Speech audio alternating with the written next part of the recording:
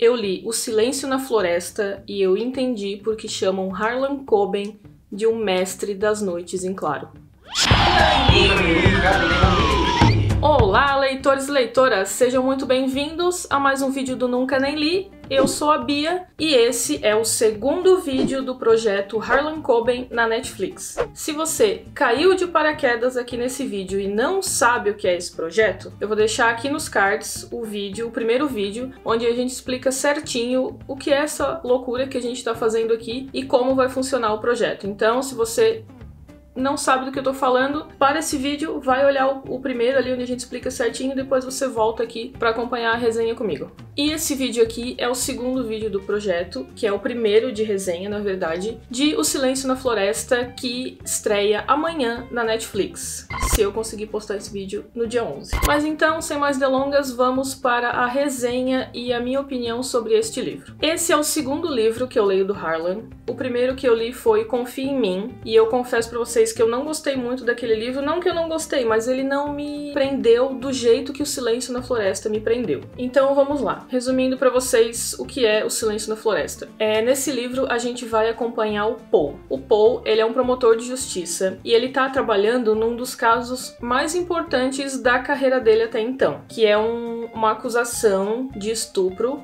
onde dois jovens de universidade estupraram uma stripper, que foi contratada para trabalhar numa festa da universidade. Só que, enquanto ele tá trabalhando nesse caso, outras coisas começam a interferir na vida dele. Por quê? Porque ele é uma figura muito conhecida da mídia por causa do passado dele. Há uns 15, quase 20 anos atrás, a irmã dele, a Camille, se eu não me engano, Camille, foi assassinada durante um acampamento de verão numa floresta. Ela, a irmã dele e mais dois jovens foram assassinados nesse acampamento. E o caso até hoje tá sem solução, não encontraram os corpos e ele, na época também um adolescente, deu depoimentos e tudo mais. Então o nome dele e o rosto dele foram estampados em todos os jornais da cidade e hoje, 15, 20 anos depois, ele ainda é muito conhecido na cidade por causa disso. Todo mundo sabe quem é Paul Copeland, todo mundo sabe da história dele e da história da família dele. E quando ele tá trabalhando nesse caso de estupro, o pai dos dois jovens acusados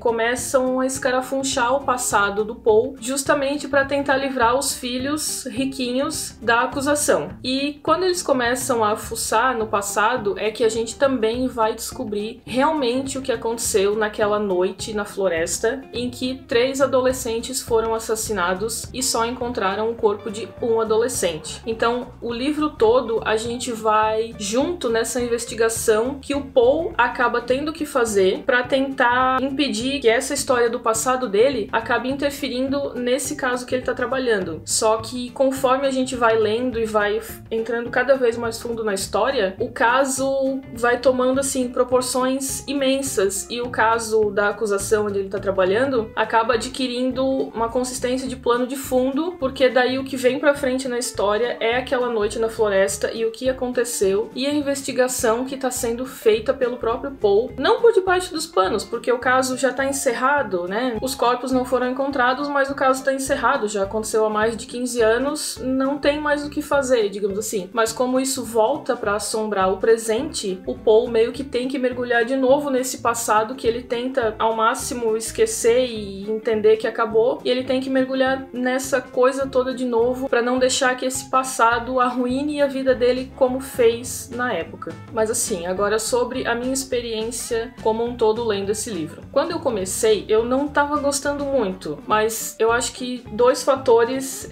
explicam o fato de eu não estar gostando muito. Primeiro, eu li o livro no celular, não é uma tela grande, não é uma boa mídia pra você ler um livro. E segundo, que como a gente comentou no primeiro vídeo do projeto, esse livro ele não tá mais sendo comercializado. Saiu, não existe mais pra você comprar, a não ser com preços de colecionador, que são os olhos da cara e, né, sem chance. Então eu acabei baixando esse livro e eu só encontrei a versão dele em português de Portugal. Então assim, é possível de ler, você lê numa boa, não existe nenhum empecilho, só que assim, existem algumas construções de frase que são diferentes, algumas palavras que são um pouco diferentes. Então assim, no começo, a leitura acho que foi um pouco arrastada por causa disso, assim, eu tava me acostumando com esse esse estilo diferente do idioma, que não é tão diferente, né? Praticamente nada, mas você sente que a escrita e a construção das frases é um pouco diferente. Então acho que foi isso que me amarrou um pouco no começo. Mas quando eu entendi como é que funcionava a língua e como funcionava a construção do texto, a leitura fluiu e assim, eu li o livro muito, muito rápido.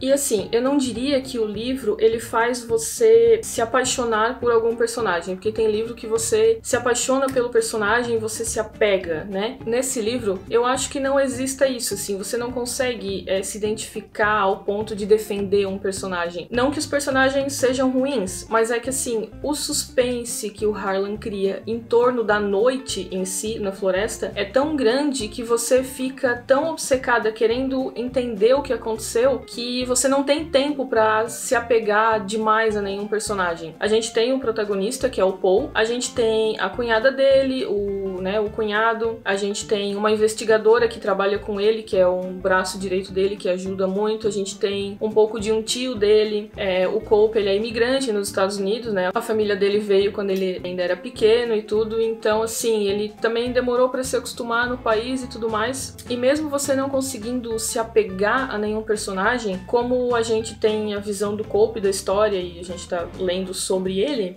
você percebe que ele é um cara que tá tentando fazer o correto na vida, ele é um cara íntegro, ele trabalha como promotor de justiça e ele realmente busca a justiça acima de tudo, ele tenta fazer o que é certo e não o que é certo pra ele, mas o que é certo simplesmente porque é certo, é justo e ponto. Apesar de você não se identificar com ninguém, você acaba criando uma empatia por ele porque você percebe que ele é uma pessoa justa e que só tá tentando viver a vida, tentando esquecer aquele pesadelo e ao mesmo tempo tentando ser um ser humano bom e decente, fazendo o que é justo com o poder que ele tem, né? Como ele é promotor de justiça, então ele tem poder e influência e ele tenta usar isso pra realmente obter justiça para as pessoas que vêm até ele. E gente, como eu falei ali no começo do vídeo, eu entendi porque chamam o Harlan de o Mestre das Noites em Claro, porque assim, quando a leitura engrenou pra mim, né, por causa dos motivos que eu comentei ali com vocês, eu não consegui mais parar de ler. É impossível, você vai consumindo cada página e o livro tem capítulos curtos, então assim, você consegue terminar, fechar um pensamento pra começar outro, porque às vezes tem livro que tem um capítulo muito grande e parece que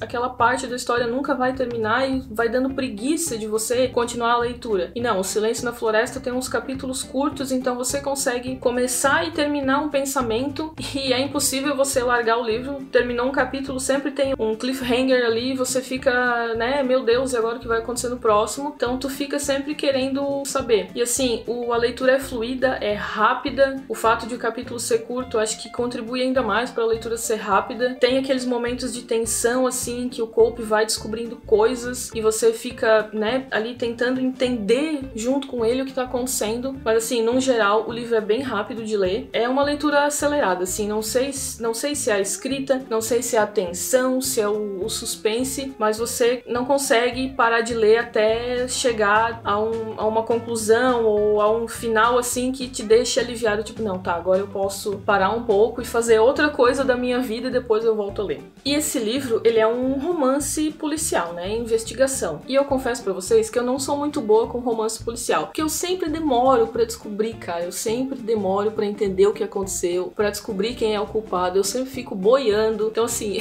eu quase não leio livro de romance policial. É uma trama, às vezes assim, que não me chama atenção, justamente porque eu fico boiando, assim, eu nunca consigo descobrir a tempo quem é e eu sempre fico chocada, jura que era isso? Enquanto tem gente que lê romance policial e acaba e tipo, eu já sabia disso, tava na cara, lá no meio do livro eu já tinha descoberto. E eu sempre fico, gente, como vocês conseguem? Mas enfim, nesse livro, Silêncio da Floresta, é impossível você não conseguir acompanhar, porque o jeito que a história é contada, como você vai descobrindo junto com o Cope o que tá acontecendo, volta e meia quando acabava um capítulo assim, com aquele momento revelador e eu ficava...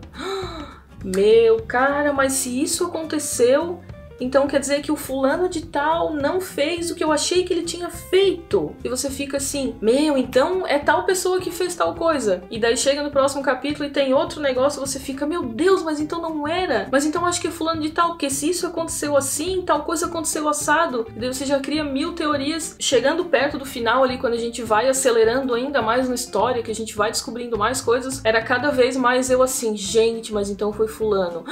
Não acredito que ciclano fez aquilo, sabe? Você vai ficando assim bem alucinada pra terminar o livro. Mas tem uma coisa que eu não gostei no livro, que foi o plot principal. Não que eu não gostei, mas eu achei que foi meio morno. O suspense que é criado durante todo o livro ao redor daquela noite na floresta é muito grande, como eu falei pra vocês. E quando é revelado o que realmente aconteceu, eu fiquei um pouco decepcionada porque o que vinha sido contado no começo do livro meio que foi se desenrolando de uma forma muito linear e revelou uma coisa que já era esperada pra mim, talvez, não sei se pra vocês que leram o livro também, mas eu achei esse plot assim um pouco morno. Eu achei que essa parte, por ser o grande plano de fundo da história, talvez merecia de uma coisa assim um pouco mais bombástica, né, pra deixar a história assim mais tchan. Mas em compensação, se esse plot não foi bom, os outros, meu Deus do céu, de cair o cu da bunda. Sim, tudo que esse plot deixou a desejar, os outros plots, as outras revelações, as minúcias, assim, os detalhes do que aconteceu naquela noite, outros personagens envolvidos indiretamente naquele crime, a maneira como eles lidaram com a situação, o modo como aquilo afetou eles até a vida adulta. Então, assim, esses plots menores, assim, em segundo plano, pra mim foram os melhores do que o plot principal da história. Mas também teve coisas que eu achei muito interessantes. As cenas de julgamento da história. Claro, eu já assisti filmes com cenas de julgamento e tudo mais. Quando eu acabei de ler o livro, eu me dei conta de que eu nunca tinha lido um livro com cenas de julgamento. E assim, eu achei incrível a maneira como o julgamento acontecia, como os advogados traziam os argumentos pro tribunal e como eles contavam histórias, assim, ó, como se fosse um escritor escrevendo um livro. A capacidade que eles têm de pegar dados, fatos que aconteceram no caso e transformar aquilo quase numa narrativa, assim, ó, um enredo de livro para convencimento do juiz, de todo mundo que tava ali, de defesa, de acusação, sabe, para confundir a cabeça, para convencer. Eu achei muito interessante, assim, como a narrativa que o advogado cria dentro de um tribunal mexe com a cabeça de todo mundo que tá ali envolvido no caso, assim. O poder que as palavras têm de mexer com a cabeça, de criar histórias na cabeça de alguém, de realmente confundir ou de esclarecer, assim. Eu achei muito massa essa parte do julgamento. E voltando ali ao assunto dos plots, ali praticamente na última página tem assim, ó, uma revelação que é uma gotinha d'água num oceano inteiro, mas que pra mim fez uma diferença absurda, que é a revelação de um personagem que é muito próximo do Cope desde o início do livro e que é revelado pra gente ali no finzinho e que pra mim é realmente a gota d'água. Por quê? Porque ele é uma quebra de confiança catastrófica. Se você não confia em alguém, como é que você vai conseguir continuar um relacionamento com essa pessoa, certo? E assim, nessa última página, nessa última revelação, o Cope descobre uma coisa que desestrutura completamente a confiança que ele tinha nesse personagem X. E o livro, ele acaba assim, meio com o Cope pensando, tipo, né?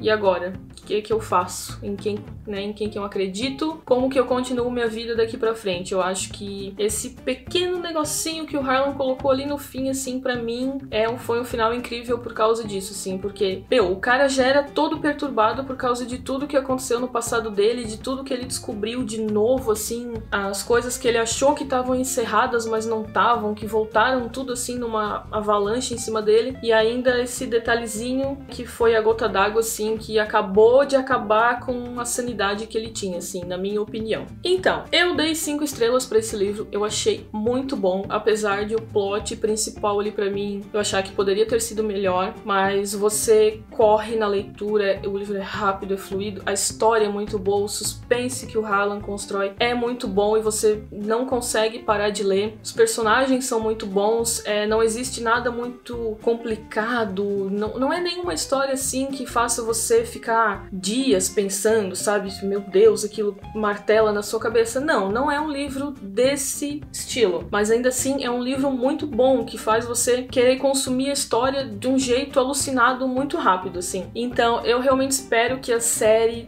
seja muito boa também, porque o livro é muito bom, então a gente vai colocar, querendo ou não, muita expectativa em cima da adaptação. E quem sabe na série esse pontinho que me incomodou ali na história, que foi esse plot principal, não ter me agradado tanto, quem sabe na série isso seja colocado de uma outra forma, ou simplesmente os atores, né, façam isso acontecer de uma maneira que me agrade mais. Vamos ver o que vai acontecer. Eu e o Arthur, a gente vai acabar lendo mais livros do Harlan por causa do projeto, né? Então assim, tô com bastante expectativa pra série que sai amanhã e tô com bastante expectativa para os próximos livros que a gente vai ler. A gente já descobriu mais 2 ou 3 livros que vão ser adaptados, então nosso projeto aí já tem mais livros pra gente dar continuidade, e eu espero que vocês entrem aí na onda do projeto com a gente, pra gente poder discutir muito sobre Harlan Coben aqui do Nunca Nem Li. Então é isso, gente, espero que vocês tenham gostado desse vídeo. Se vocês já leram Silêncio na Floresta, deixem aí nos comentários o que vocês acharam, contem pra gente qual as expectativas de vocês pra série, a gente aqui tá ansioso. Então se vocês quiserem que a gente grave depois um vídeo de livro versus série, vamos ver o que a gente vai achar da série também, deixem aí nos comentários que conforme for, quem sabe a gente consegue gravar um vídeo desse, eu e o Arthur, porque o Arthur ele também, ele escutou o Silêncio na Floresta, na verdade, mas aí deixem nos comentários que se der certo a gente assiste a série e traz aqui pro canal um vídeo de livro versus série pra gente comparar e conversar e ver o que foi bom, o que não foi. Então é isso, gente, deixem um like aí no vídeo que ajuda a gente, se inscrevam no canal se você gostou desse vídeo, procura mais vídeos da gente aí pra assistir, tenho certeza que você vai gostar, né? Então se inscreve pra não perder mais nada, ativa o sininho ali embaixo pra você ser notificado sempre que a gente liberar um vídeo novo por aqui. Geralmente é na quinta ou na sexta, entre meio-dia e 1h que a gente libera vídeo novo. Sigam a gente lá no Instagram também, é @canal Nunca Nem Li. Lá a gente sempre avisa, a gente tá todo dia nos stories contando pra vocês o que a gente tá lendo e as nossas experiências. Beleza? Por hoje é isso e até o próximo. Tchau!